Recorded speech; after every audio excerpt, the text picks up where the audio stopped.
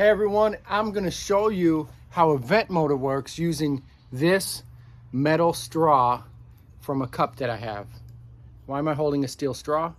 Because when it comes to a vent motor, it all starts with the heat exchanger, and the heat exchanger is nothing more than a giant metal straw. What do I mean by that? Okay, many of you have seen heat exchangers. They kind of curl an S like this. If you straighten that S out, you have a steel tube. Now we take that steel tube in HVAC and we put a fire in one end of it, which heats up that metal, right? So if you have a really hot piece of metal and air blows across it into a building, what do you get? You get hot air, right? So that's really all a heat exchanger is a hollow metal tube, okay? Now, what happens when we take a fire?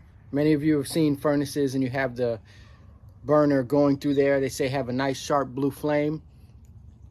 What happens when we take a fire on one end of a tube? Doesn't really go in, just kind of lazily flops around, right? That's no good. It's no bueno. That's called rollout. For many of you HVAC students who've heard of rollout switches, this is a flame that's kind of rolling out. It's even trying to burn my thumb there, okay? So what we have to do to get that flame to shoot in and not roll all back here, we need to create a suction on this side of the heat exchanger. Basically, exactly what it is, like a straw. If I would suck through this straw, I would create a draft, right? So we need to put something here. Have you ever heard of a draft motor? That's a motor that creates a draft. Inducer draft motor, that's a motor that induces a draft. We're inducing or creating a draft to make that flame shoot through there. Check this out. This is an inducer draft motor. This is a vent motor. People have different names for them. This is one that we replaced just the other day. Look at that hole. Does that look familiar? Remember the heat exchanger? That's one side of it. I'll show you this way. See that hole? Heat exchanger. Draft motor goes on one side. There's a squirrel cage in there. It spins and it blows out this way, sucking air in through here, blowing out that way. Have you ever seen the exhaust on a furnace? That's it. That sucking air through here and blowing out through here is creating a draft on this side, which is pulling that flame through that heat exchanger. Also, it's taking the products of combustion, carbon monoxide, all of that bad stuff, and it's blowing it out into the outside air. That's what an inducer draft motor is for. Okay, take it a step further. What happens if this inducer draft motor fails? I already told you. If I take that lighter back out and show you, oh, I don't know what I did with it. Ah, here it is. Okay. If that inducer draft motor fails, we're going to have that rollout again, right? So that flame is going to be rolling back here. It's going to try to burn stuff. There's going to be carbon back here. You're not going to get heat in here.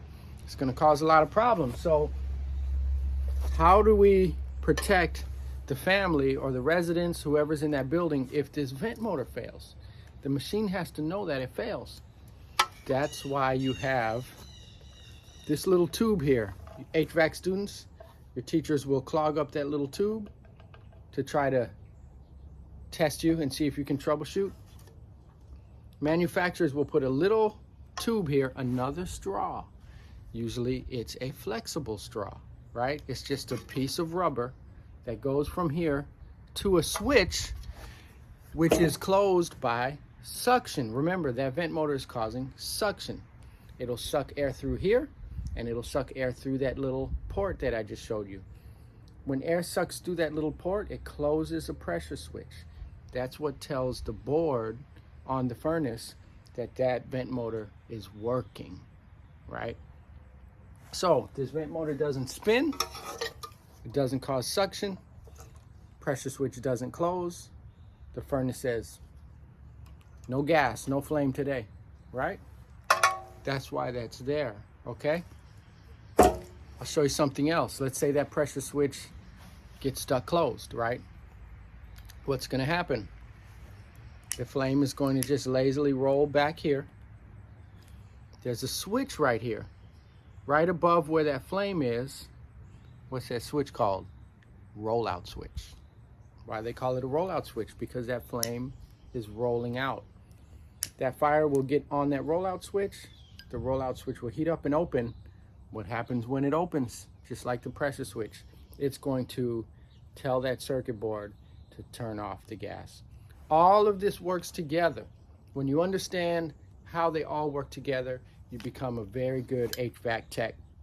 This is just a lesson I figured I'd share with those of you that are learning the trade. Manufacturers make furnaces safe for us. Us technicians make sure that those furnaces are working the way the manufacturer said to protect the family in those homes. Thanks for watching. Have a good day.